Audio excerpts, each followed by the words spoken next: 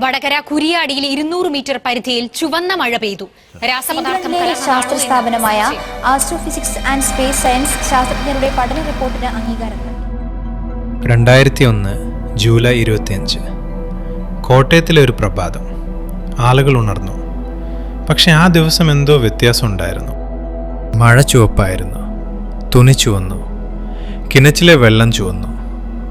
ചങ്ങനാശ്ശേരിക്കടുത്ത ആളുകൾ ഒരു വലിയ ശബ്ദം കേട്ടു.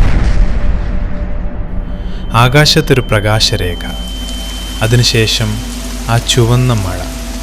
2 മാസം, 124 കേസുകൾ. കോട്ടയം, ഇടുക്കി, എറണാകുളം. ലോകം ആ മഴ ശ്രദ്ധിച്ചു. ഒരു ചോദ്യമുണ്ടായി, ആ ചുവപ്പ് എവിടെ നിന്ന് വന്നു? ഇന്ത്യൻ സർക്കാർ ഉടൻ അന്വേഷണം തുടങ്ങി. 2 ഗവേഷണ സ്ഥാപനങ്ങൾ CSS, TBGRI ആ ചുവന്ന മഴവെള്ളം പരിശോധിച്ചു. അവരുടെ ഉത്തരം, ആ ചുവപ്പ് ആൽഗെ സ്പോർസ് ആണ്. ചങ്ങനാശ്ശേരി പ്രദേശത്തെ മരങ്ങളിൽ വളരുന്ന ട്രെൻഡപോലിയ എന്നൊരു സസ്യം, അതിൻ്റെ സ്പോർസ് ആണ് ആ ചുവപ്പുണ്ടാക്കിയത്. ലളിതമായൊരുത്തരം, ഭൂമിയിൽ നിന്ന് തന്നെ. ഭയക്കേണ്ടതൊന്നുമില്ല. ആ ഉത്തരം തീർക്കുന്നില്ല. 50,000 കിലോഗ്രാം ആൽഗി സ്പോർസ് ഒരേ സമയം 100 കണക്കിന് കിലോമീറ്റർ വ്യാപിച്ച് ആകാശത്ത് എങ്ങനെ എത്തി? ആ സോണിക് ബൂം ശേഷം 10 ദിവസത്തിൽ 85% മഴയും പെയ്തത് കോയിൻസിഡൻസ് ആണോ? കോട്ടയം മഹാത്മാഗാന്ധി സർവകലാശാല. ഒരു ഭൗതിക ശാസ്ത്രജ്ഞൻ ഗോഡ്ഫ്രീ ലൂയി ആ ചുവന്ന മഴവെള്ളം ശേഖരിച്ചു. ഒരു മൈക്രോസ്കോപ്പിന് മുന്നിലിരുന്നു. അദ്ദേഹം കണ്ടത് ഡസ്റ്റ് അല്ല, സാൻഡ് അല്ല, വോൾക്കാനിക് ആഷ് അല്ല, സെൽസ് ആണ്. ബയോളജിക്കൽ സെൽസിനെ അനുസ്മരിപ്പിക്കുന്ന പാർട്ടിക്കിൾസ്. സെൽ വോളുണ്ട്. 1 ലിറ്റർ മഴവെള്ളത്തിൽ 90 ലക്ഷം പാർട്ടിക്കിൾസ്. പക്ഷെ ഒരു കാര്യമില്ല, DNA. ഭൂമിയിലുള്ള ഓരോ ജീവകോശത്തിലും DNA ഉണ്ട്. ജീവന്റെ ഒരൊറ്റ ബ്ലൂ പ്രിന്റ്. ചുവന്ന മഴ സെൽസിൽ ആ DNA കണ്ടെത്താൻ കഴിഞ്ഞില്ല. ഭൂമിയിൽ DNA ഇല്ലാത്ത ഒരൊറ്റ ജീവകോശം ഇതുവരെ കണ്ടെത്തിയിട്ടില്ല. ഗോഡ്ഫ്രേ ലൂയിസ് 2006 ഒരു പിയർ റിവ്യൂഡ് ജേർണലിൽ ഇത് പബ്ലിഷ് ചെയ്തു. ആ ചുവന്ന മഴ ഒരൊറ്റ ദിവസം കൊണ്ട് ലോകമറിഞ്ഞ ഒരു മിസ്റ്ററിയാക്കി. ആ സാമ്പിൾസ് കാർഡിഫ് യൂണിവേഴ്സിറ്റിയിലേക്ക് അയച്ചു. ചന്ദ്ര വിക്രമസിംഗെ, പാൻസ്പെർമിയ തിയറിയുടെ ഒരൊറ്റ പ്രധാന ശാസ്ത്രജ്ഞൻ, ആ സെൽസ് പഠിച്ചു. അദ്ദേഹം ഒരൊറ്റ കാര്യം എക്സ്പെരിമെൻ്റ് ചെയ്തു. ആ സെൽസിനെ വ്യത്യസ്ത ടെമ്പറേച്ചറിൽ വെച്ചു. റൂം ടെമ്പറേച്ചറിൽ ആ സെൽസ് ജഡമായി കിടന്നു. ഒരൊറ്റ ചലനവുമില്ല. 121 ഡിഗ്രി സെൽഷ്യസിൽ ആ സെൽസ് ഡിവൈഡ് ചെയ്തു. ഡോട്ടർ സെൽസ് ഉണ്ടായി. ഒരൊറ്റ എർത്ത് ഓർഗാനിസം ഈ ടെമ്പറേച്ചറിൽ റീപ്രൊഡ്യൂസ് ചെയ്യുന്നില്ല. 121 ഡിഗ്രി ആ ടെമ്പറേച്ചറിൽ ഭൂമിയിലെ ജീവൻ നശിക്കും. വിക്രമസിംഗെ പറഞ്ഞു, ഈ സെൽസ് ഭൂമിയിൽ നിന്നുള്ളതല്ല എന്ന് ഞാൻ ഉറച്ചു വിശ്വസിക്കുന്നു. പാൻസ്പെർമിയ, ആ വാക്കിൻ്റെ അർത്ഥം ജീവൻ ഈ പ്രപഞ്ചത്തിലുടനീളമുണ്ടെന്നും കോമറ്റ്സിലും ആസ്ട്രോയിഡ്സിലും ആ ജീവൻ സ്പേസിൽ ട്രാവൽ ചെയ്യുന്നുവെന്നും ഒരൊറ്റ ഗ്രഹത്തിൽ നിന്ന് മറ്റൊന്നിലേക്ക് സീഡാകുന്നുവെന്നുമുള്ള തിയറിയാണ്. ലൂയിൻ്റെ തിയറി. 25 ജൂലൈ 2001 ഒരൊറ്റ കോമറ്റ് ഭൂമിയുടെ അറ്റ്മോസ്ഫിയറിൽ പൊട്ടി.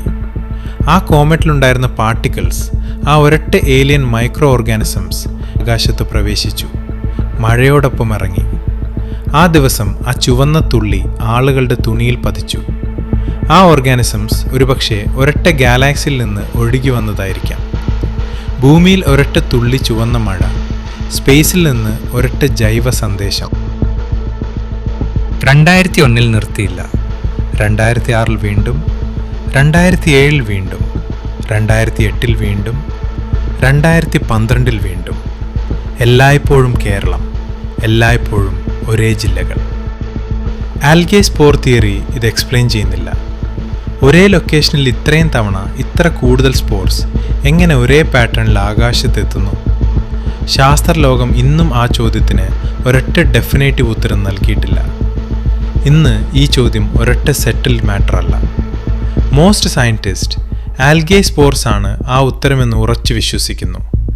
ആ തിയറിക്ക് ശക്തമായ എവിഡൻസ് ഉണ്ട്. ഗോഡ്ഫ്രേ ലൂയിസിൻ്റെ എക്സ്ട്രാ ടെറസ്ട്രിയൽ ക്ലെയിമിന് മെയിൻ സ്ട്രീം ആക്സെപ്റ്റൻസ് ഇല്ല.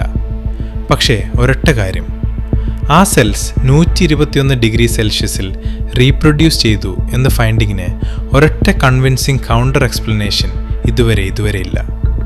ഷെഫീൽഡ് യൂണിവേഴ്സിറ്റി, കാർഡിഫ് യൂണിവേഴ്സിറ്റി ആ സെൽസ് ഒരൊറ്റ അൺയൂഷ്വൽ ഓർഗാനിസമാണ് എന്ന് കൺഫേം ചെയ്തു. ആ ഓർഗാനിസം ഭൂമിയിൽ നിന്നുള്ളതാണോ സ്പേസിൽ നിന്നുള്ളതാണോ? ആ ചോദ്യം ഓപ്പണാണ്. ഈ മിസ്റ്ററിക്കപ്പുറം ഒരൊറ്റ വലിയ ചോദ്യമുണ്ട്. ആ ചോദ്യം മനുഷ്യൻ ആദ്യം ആകാശം നോക്കിയ നിമിഷം മുതൽ ചോദിക്കുന്നതാണ്. നമ്മൾ ഒറ്റയ്ക്കാണോ?